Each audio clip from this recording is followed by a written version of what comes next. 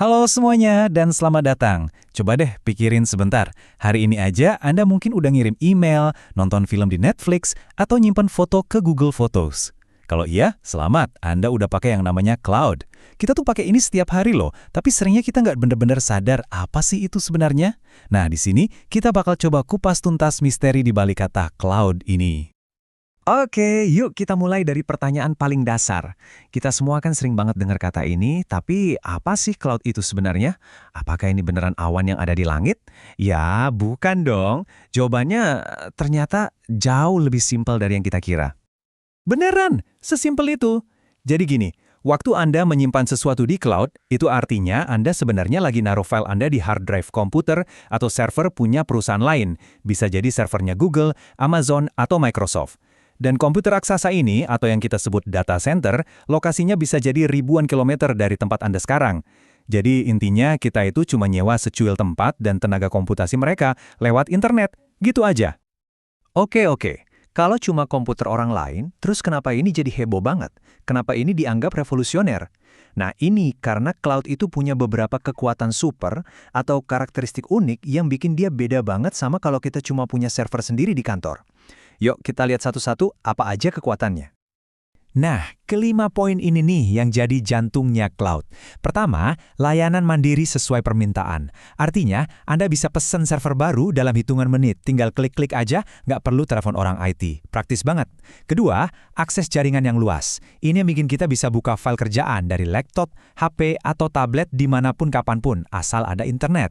Ketiga, pengumpulan sumber daya. Nah, ini cerdasnya. Penyedia cloud itu punya ribuan server, terus mereka bagi-bagi ke jutaan pelanggan. Jadinya efisien dan biayanya bisa ditekan. Terus ada elastisitas yang cepat. Ini keren banget.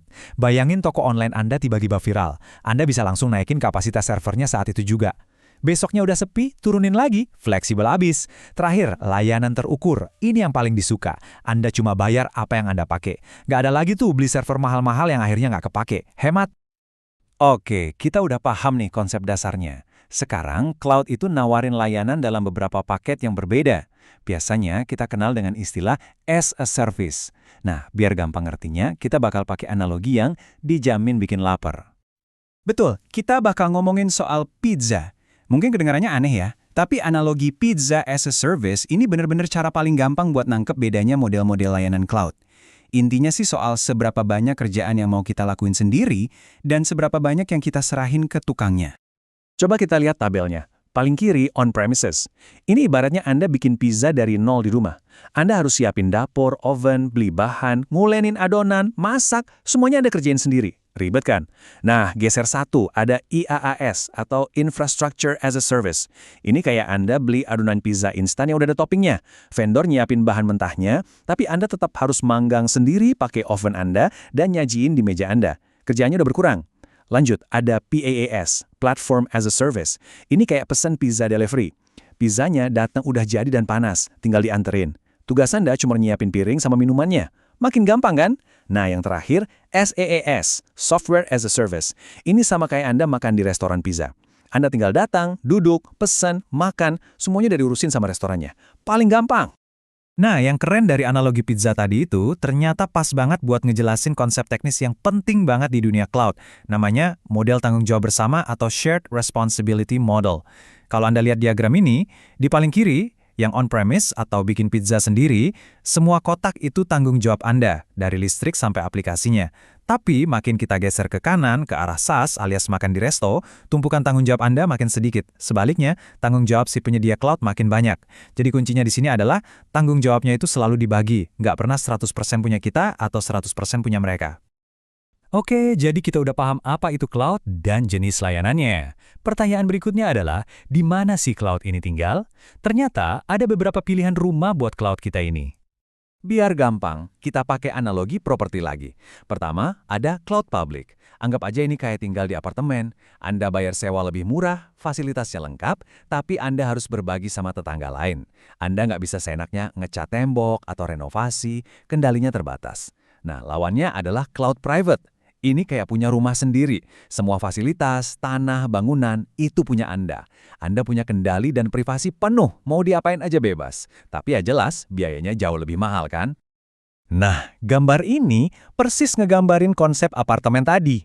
Lihat deh, ada banyak penghuni atau pengguna yang beda-beda, semuanya pakai fasilitas atau sumber daya yang sama yang disediain sama satu pengelola, yaitu si penyedia cloud. Makanya model ini bisa efisien dan lebih murah buat banyak kasus. Sekarang coba bandingin sama yang ini. Ini model rumah pribadinya. Kelihatan banget kan ada pagar keamanan yang jelas, akses dari luar ditutup rapat, dan semua yang ada di dalamnya itu cuma buat satu organisasi aja. Bener-bener kayak punya rumah dengan sistem keamanan canggih sendiri. Tapi, di dunia nyata kan kita nggak harus milih hitam atau putih. Ada juga pilihan di tengah-tengah, namanya cloud hibrida. Sesuai namanya, ini gabungan. Tujuannya buat ngambil kelebihan dari masing-masing dunia, baik publik maupun privat. Contohnya gimana? Gini deh, bayangin sebuah bank. Data nasabah yang super rahasia, mereka simpan di rumah pribadi mereka, alias cloud private yang super aman. Tapi buat website promosinya yang bisa diakses semua orang, dan kadang trafiknya melonjak, mereka taruh di apartemen, alias cloud publik yang fleksibel. Nah, model hibrida ini yang ngejembatanin keduanya, biar bisa ngobrol dengan lancar. Cerdas kan? Oke, kita udah ngebahas banyak banget, dari apa itu cloud sampai di mana rumahnya. Sekarang, kita balik lagi ke salah satu poin paling krusial yang harus kita pegang kalau berurusan sama cloud. Kita lihat lagi diagram tanggung jawab bersama ini. Kenapa? Karena ini fundamental banget. Nggak peduli Anda pilih layanan yang mana, mau IaaS, PaaS, atau SaaS, tanggung jawab itu selalu dibagi. Gini cara gampangnya, si penyedia cloud bertanggung jawab atas keamanan dari cloud. Maksudnya, keamanan gedung data center, listrik, pendinginnya.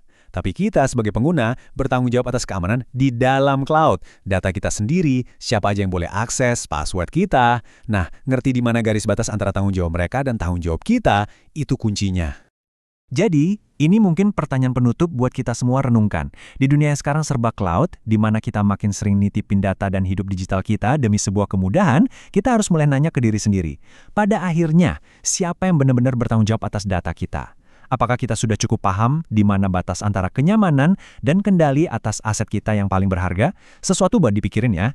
Terima kasih banyak udah menyimak pembahasan ini.